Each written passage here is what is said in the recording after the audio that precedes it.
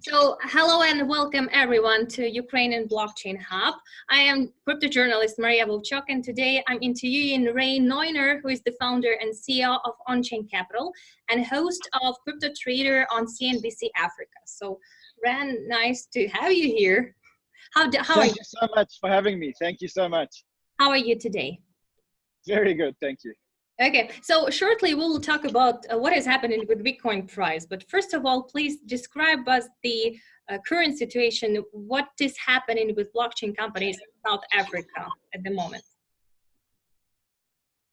So I used to live in South Africa. I'm actually back in South Africa for a 1-week work vacation.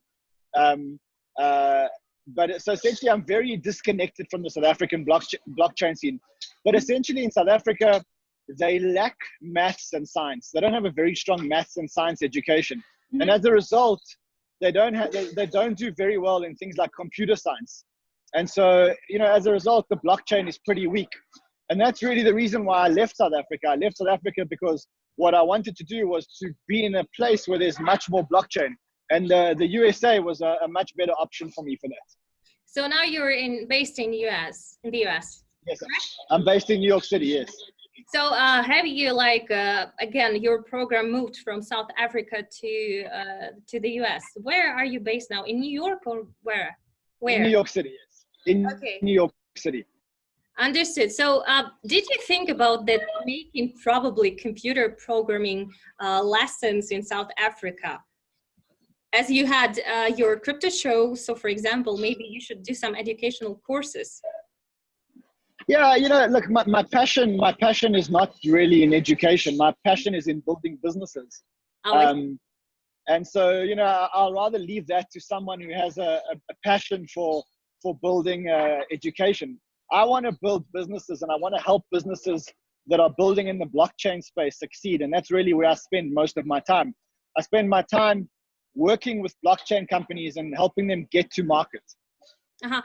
You are a famous crypto trader, so I cannot but ask you, just yesterday Bitcoin price has retaken $11,000 price point. Now it has declined and it is approximately 10,500 level. So what is happening with Bitcoin price currently? So I think to look at Bitcoin on a 1-day or a 1-week time basis is futile because sometimes you'll call it right and sometimes you'll call it wrong. What I prefer to do is to look at the fundamentals and then to say, look, given the fundamentals, where do we think Bitcoin is going to go in the long term? Mm-hmm. Now, for me, when I look at the fundamentals, number one, Bitcoin has become more accepted by regulators and legislators. We saw that last week in the USA where Congress basically stopped. Yeah. I mean, that's interesting how actually Libra is influencing the price of Bitcoin. Libra is the best thing that happened to Bitcoin, but we'll get there in a few minutes. Mm-hmm. The next thing is we know that more people are starting to use Bitcoin. The data shows that the growth of Bitcoin wallets and people who accept Bitcoin is bigger than it'll ever be. And a lot of the companies that I'm working with, we see the same data. Mm-hmm. So when you take all the information and you put it in one place, you say, okay, look, given that the Bitcoin price must go up. And so what we're seeing is we're just seeing the Bitcoin price go back to equilibrium. So for me, I was buying Bitcoin at 4,000, I was buying it at 6,000, I was buying it at 8,000, and I'm buying it again at 10,000 because, I think that Bitcoin is going to go beyond 100,000. It's just a question of when, and I don't really care. I'll just keep buying. How much once again? Well, I think it'll go way over 100,000. It's just a matter of time. When? The matter of time, yeah, truly. When it may happen. When it may happen. I think to make price predictions and time is futile, and anyone who's ever done that has been wrong. I look at the fundamentals. The fundamentals are strong, and I don't care about when. I don't look at time. Okay, but still, were your predictions about Bitcoin price all the time correct, or how are you cautious about predicting the price of Bitcoin? I think I haven't seen anybody that has called the Bitcoin price correct over a long period of time. You may get it right once, maybe you'll get it right twice, but that's about it. And so that's why I never make price predictions and time predictions. I know the price is going up. I think the price is going up way over $100,000, and when doesn't really matter. Okay, you just mentioned that Libra is the best thing which happened to Bitcoin. Is this because that the U.S. congressmen now they are all the time they are criticizing Libra, and on the contrary they are trying to say that Bitcoin now is okay, even though they were not in favor of Bitcoin previously? Well, let's look at what Libra has done for Bitcoin. The first thing is it's shown the world that cryptocurrencies and digital assets are definitely a thing of the future. Mm-hmm. And that the biggest companies in corporate America are saying that it's the most exciting thing that has happened. The second thing is it's brought cryptocurrencies into the limelight. Mm-hmm. And now the regulators have to deal with it. Up until now, there were certain regulators that were dancing around it. But now the regulators have to deal with it because Facebook is doing it. The third thing is we've now got Facebook fighting the legal battles for us with their big checkbook and all their lawyers all around the world. And the last thing is the weaknesses of Libra are the strengths of Bitcoin. Mm-hmm. So the fact that that Congress can call David Marcus to be there for a 2-day hearing, they can never do that with Bitcoin. Yeah, Congress can stop or pause Libra, but they can never stop or pause Bitcoin. And so what we're showing is that the strengths of Bitcoin are the weaknesses of the weaknesses of Libra are the strengths of Bitcoin. Okay, as previously was mentioned, that David Marcus today is kind of protecting all the cryptocurrency market with Libra. Do you agree with this statement or not?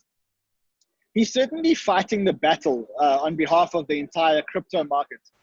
But we've got to remember that he's fighting the battle with a centralized currency, which is backed by assets. And that's not a real cryptocurrency.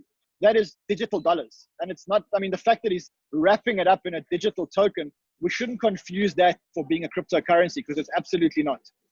Yeah, well, this thing will also, I will discuss with one of the Libra board members later in other interview, but still talking about now about the real cryptocurrency, which is Bitcoin.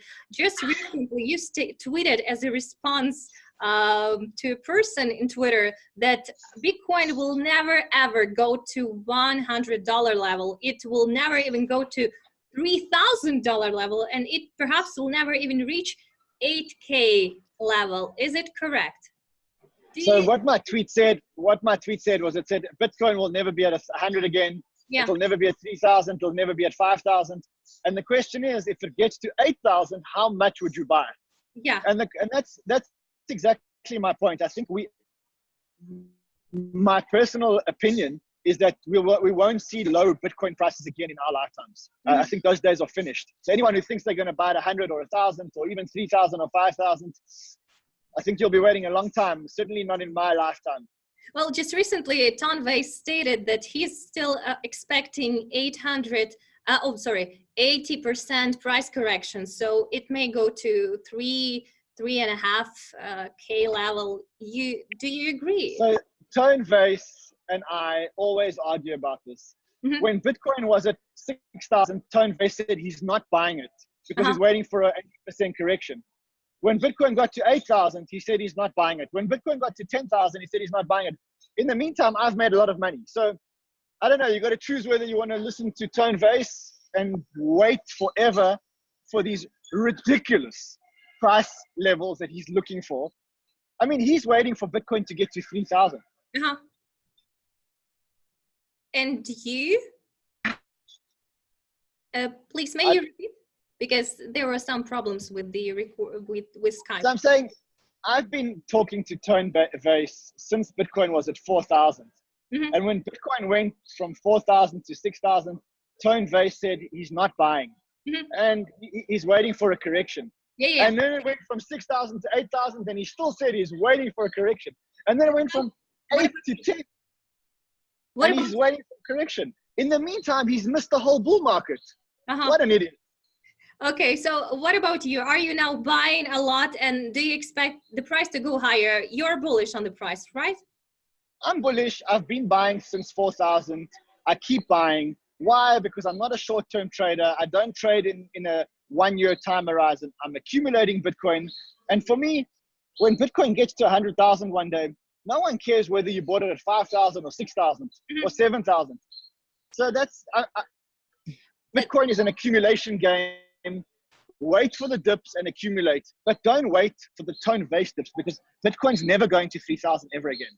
Okay, the thing is about $100,000. I've heard this like many times, and somebody predicts even $200,000 level, and it may happen next year or in 2 years.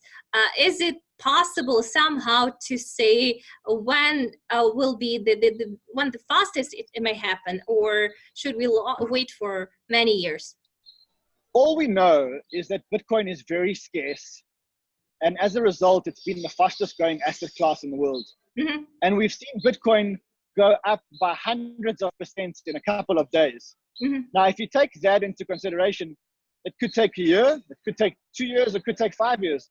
Mm-hmm. We know for sure it's going to 100,000. It's just a matter of when. And when it happens, it will happen quickly. Okay, so very interesting question. Very soon you will launch the world's first global crypto talk radio, which is called Banter Crypto. The thing is, it's about banter, so no serious topics will be involved. Yeah? So I think the story behind Banter is we look at Twitter, mm-hmm. and we see how people banter on Twitter. Mm-hmm. And what we wanted to do is give people a voice. And so what we're launching is, it's a 24/7, 365 crypto talk radio. Mm-hmm. What we're going to do is we're going to have very serious news programs and guests, but we're going to let the callers and the listeners call in and talk to the guests and ask them the questions.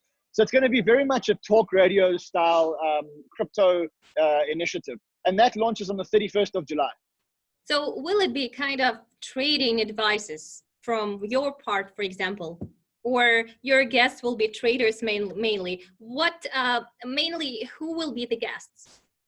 So we're going to have a trading show, which is going to be for traders. Mm-hmm. We're going to have a legal show, which is going to be hosted by lawyers. We're going to have we're going to have legal, trading, news, exchanges. We're going to have different shows that are going to cater for different topics, and they're going to be hosted by different celebrities. Oh, I see. Will you be talking about legal regulations in different countries? Yes, definitely, very much so. It's an international. The biggest challenge that we had with Banter mm-hmm. was to allow people internationally to call in without paying for the call. And we managed to solve that problem technologically. And mm-hmm. so now we've got this free call-in radio station for anyone around the world. Mm-hmm. And by that, we're going to launch an international 24/7, 365 global talk radio. Okay, so will you be also talking about crypto regulations in Ukraine? For sure. We're going to have talk shows around legal topics. And then people are free to call in from wherever they are in the world, and we'll get experts from different jurisdictions. Oh, I see. How do you feel now, other topic, about altcoins? Because mostly I've seen like you talking about Bitcoin, but still on your Cryptotrader show, you also been spoken about altcoins. How do you feel about them now? So I think a lot of the altcoins, 99% of them will never see their all-time highs, and probably, in fact, will die. There was no reason for them to ever launch, 99%. Mm-hmm. But I think 1% will survive, and those will be good altcoins.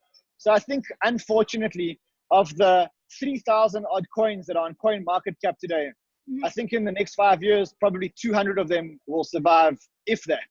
Mm-hmm. Okay. And the rest will die. Okay, apart from Bitcoin, do you have your favorites?